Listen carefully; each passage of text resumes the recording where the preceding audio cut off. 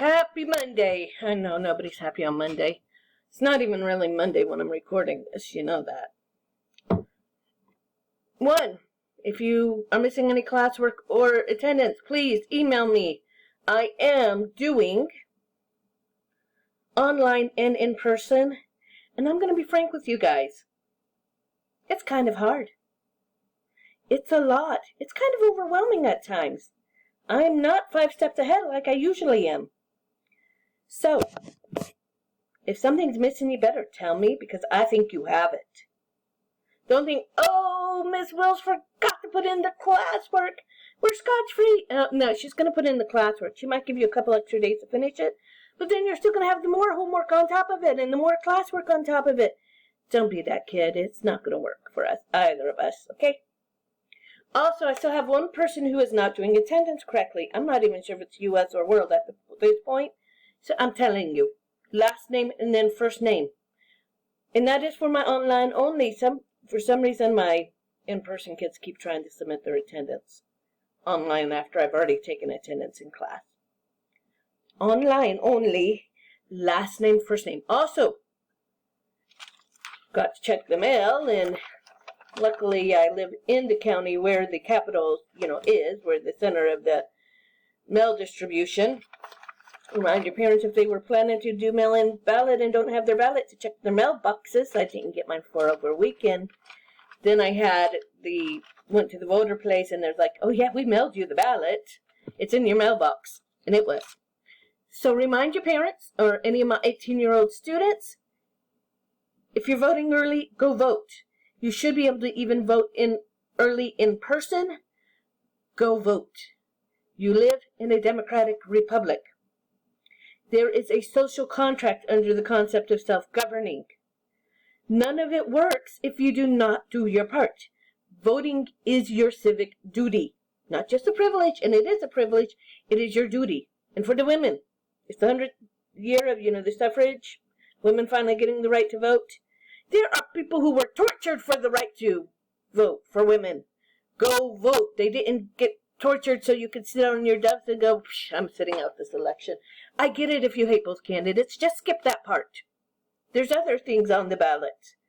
There's local Maricopa County things. There's all the state judges.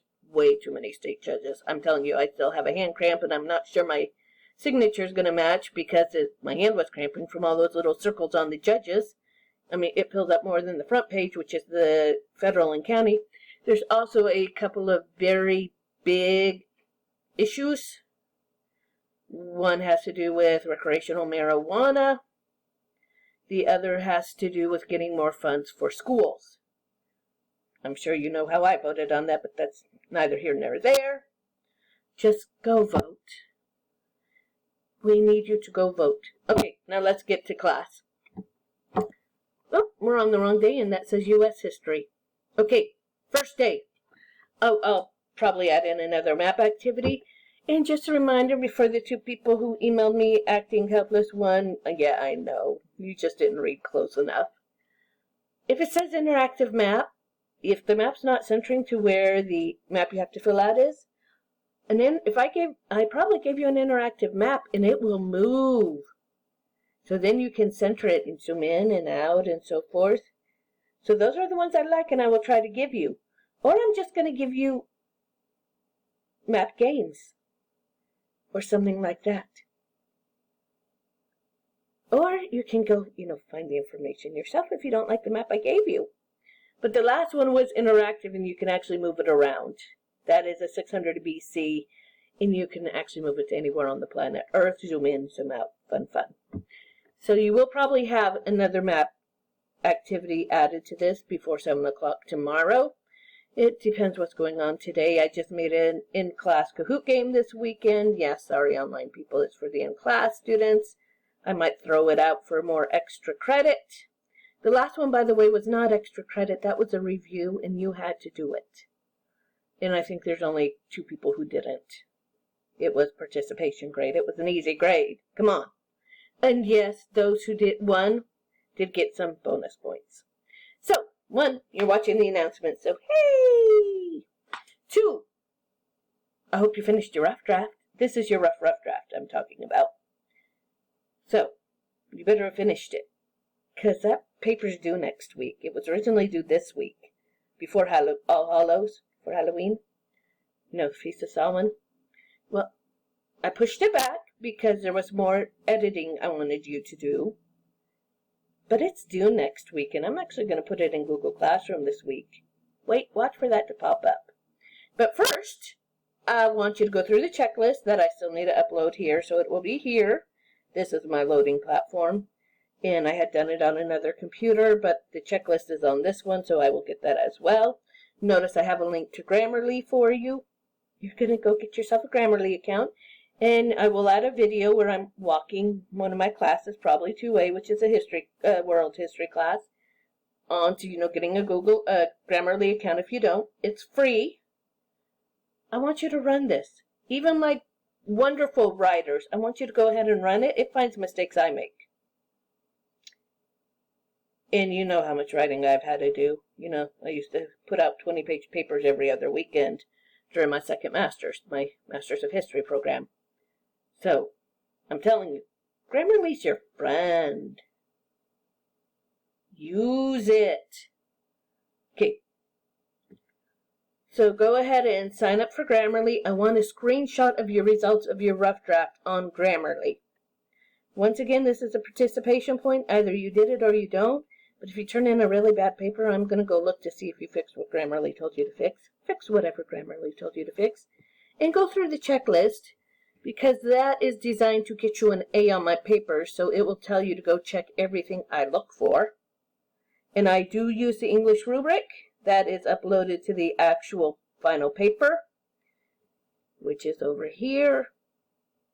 So just know it's already in my staging now. The research paper due November 4th. Unless a civil war is broke. I don't know, even if a civil war breaks out in our country, it's due November 4th. I'm not going to change the due date. We survived the last civil war and classes still went on, so you know what? Classes will still go on. Grammarly screenshots due today, and then you'll be done with research paper number 1. Also a nice shocker. There's a notebook check. In class will be in class. Online is online. In class has already been told to print anything they did in Google Docs or Word. So I'm telling you guys the opposite. Upload your Google Docs in Word. But if you did it on paper, which is great, it's fine. I want you to do it with how you learn best, as long as they're decent notes, meaning you don't even have to have it in Cornell style. If you bullet point, as long as they make sense to me and you, we're good. And believe me, I bullet point personally. I know Cornell's better, but it's just the style I'd grown up with, and it just makes more sense to my brain. And I understand brains work differently.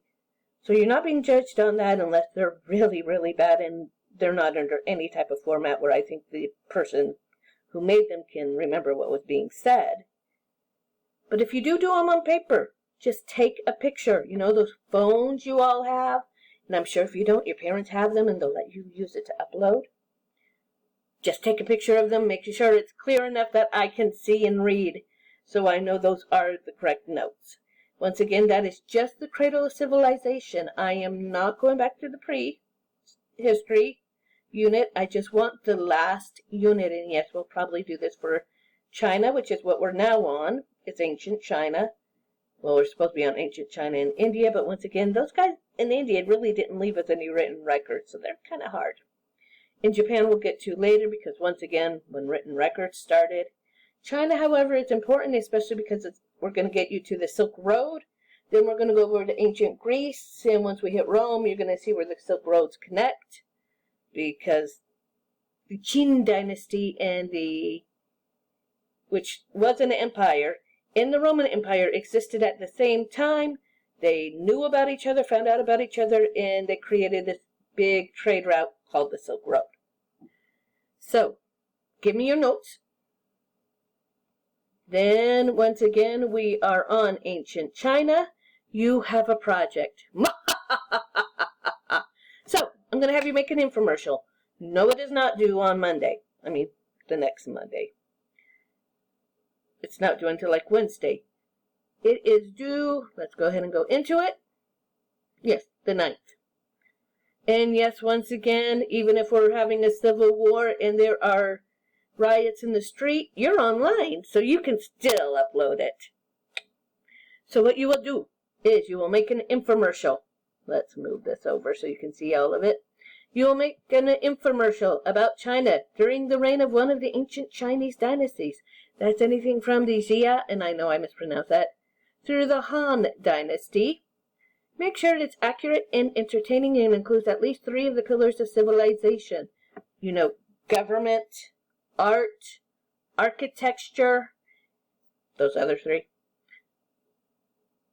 religion, etc. Pick 3 of them. Use those for your infomercial. On this one, I did forget to put a time limit. We're shooting for only 5 minutes because Flipgrid won't let us go more than 10.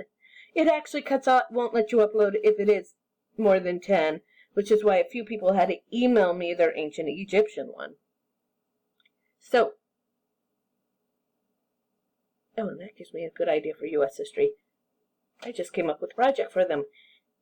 But you guys are giving me an infomercial. So that gives you 5, the Zhao, the Shang, the Zhou, the Qin, or the Han Dynasty. You have a choice of 5 dynasties. This week we're only going over 3. Next week we'll go over the other 2, which is why it's not due until the 9th.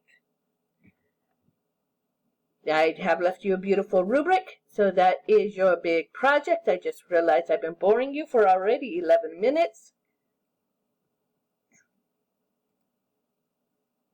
And you will have vocabulary, but I have not included that, so that will likely be next week. So on day 2, that's US.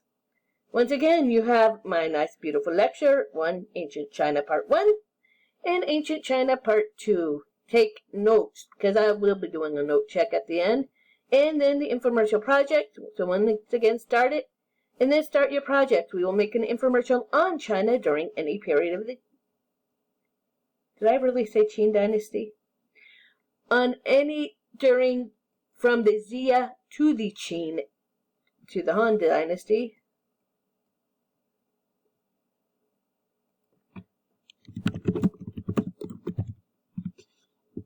Yes, I'm going to keep you on with me while I fix this. Sorry, obviously my brain had been somewhere else when I first made this. To the Han Dynasty. This infomercial will be a travel commercial where you'll try to get people to visit ancient China. If you need to, I can send you examples of travel commercials. New Zealand does them all the time. And really, New Zealand's the only, the way they're doing with the COVID virus, they're doing great. They've still got that beautiful land. Really, go see New Zealand if you have time. And use the notes and research information.